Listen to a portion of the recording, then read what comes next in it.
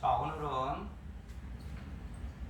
양력 10월 3일 개천절이면서 법신불교 출가 대제일이라는 법회를 합니다. 자, 이 출가의 법은 인도에서 탄생한 이 불교의 이 법은 학자들이 잘 연구를 해봐도 참 특이한 종교의 하나의 법이다 이거죠. 자, 그래서 삭발을 하고 출가를 하는 법은 인도에서 석가모니 부처가 탄생하면서 시작됐지만 그 당시에는 슈라마나라는 이제 고행주의에서 시작됐는데요.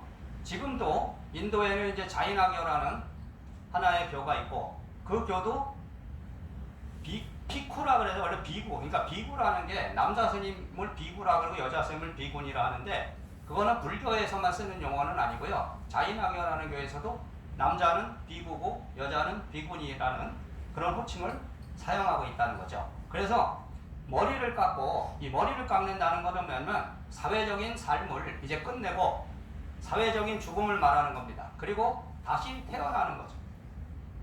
사회적인 삶의 그 욕망의 세계를 벗어나서 이제 저 바르고 참된 마음의 법을 깨치겠다는 그런 수행의 어떤 표시로 삭발을 하는 법이 생겼고, 그리고 원래는 고행주의죠. 고행. 그러니까 고생을 하는 거죠.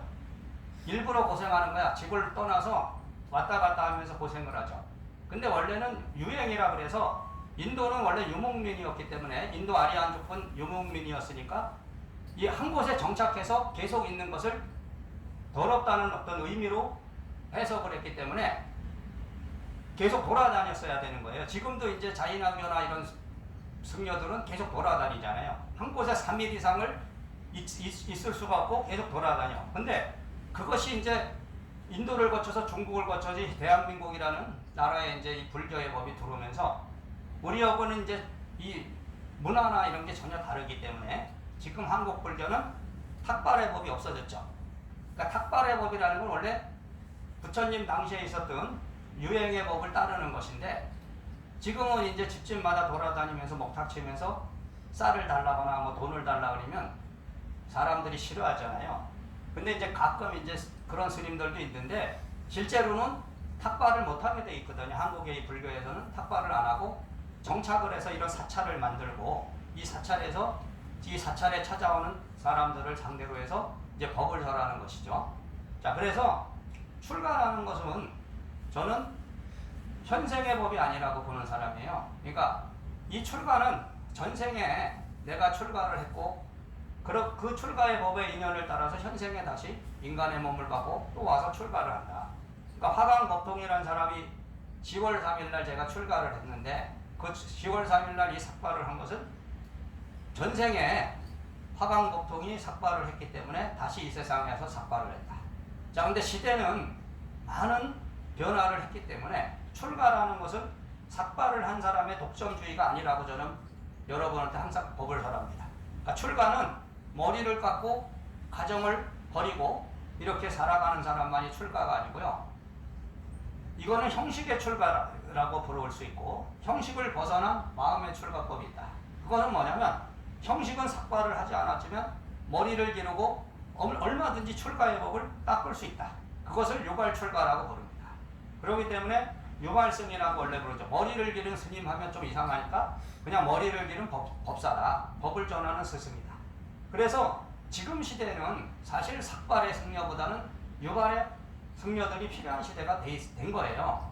왜냐하면 지금 이제 불교에서도 한국 불교에서도 보시면 출가자들이 잠깐만 감소한다 그러고 있습니다. 이제 대표적인 정단인 조계종도 지금 몇십 명이 안 됩니다. 여기 보면은 행자교육을 받아서 비구니가 되는 스님들이 그렇게 많지 않아요.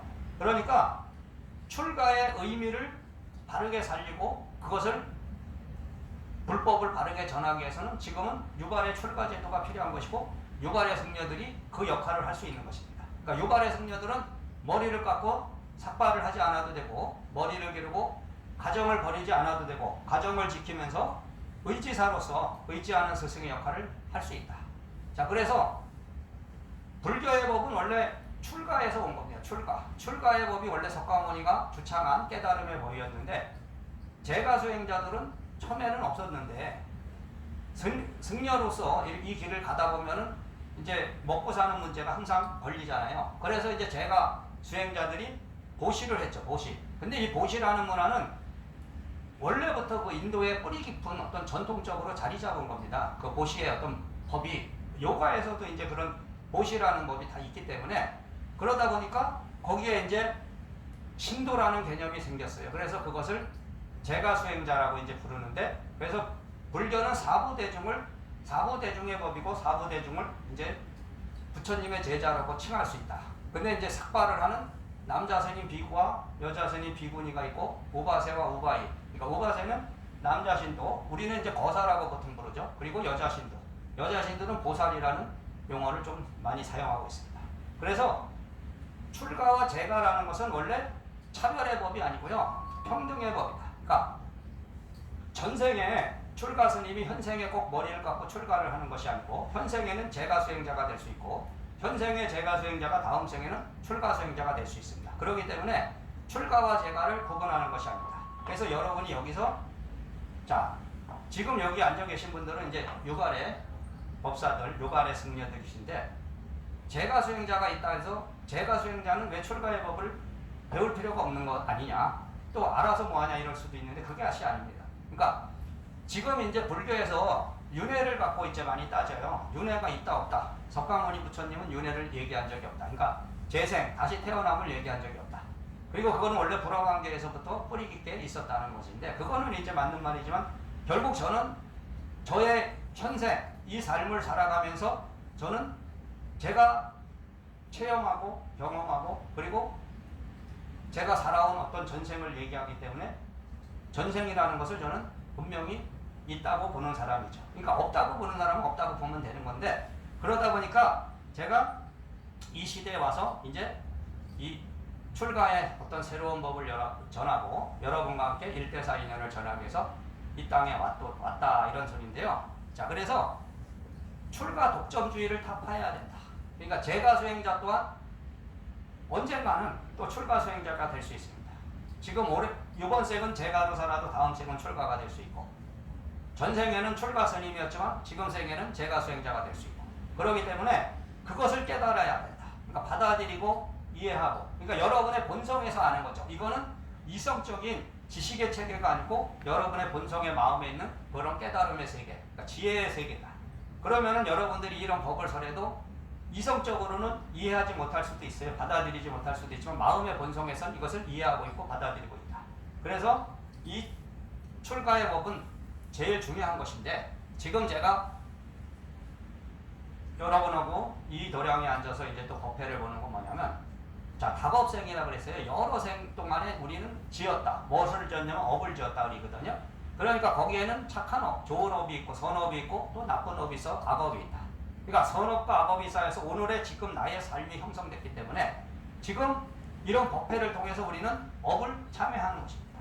그러니까 좋은 업은 좋은 대로 더 복도 두는 거고 나쁜 업은 녹아 없애야죠. 없애야지만 여러분의 삶에 닥쳐오는 그런 장애들, 어려움들을 극복할 수 있기 때문에 항상 법회라는 것은 법을 전하는 하나의 모임이면서 그 법회에 참석해서 여러분의 업장들을 녹이는 것이라는 걸 분명히 인식하셔야 됩니다. 자, 그래서 오늘 업신의 1대4 인연법을 따라서 오늘 이 도량에 오셔서 자, 출가 대제일에 바르고 참된 1대4를 여시기를 발언하면서 오늘 법문은 여기서 마치겠습니다.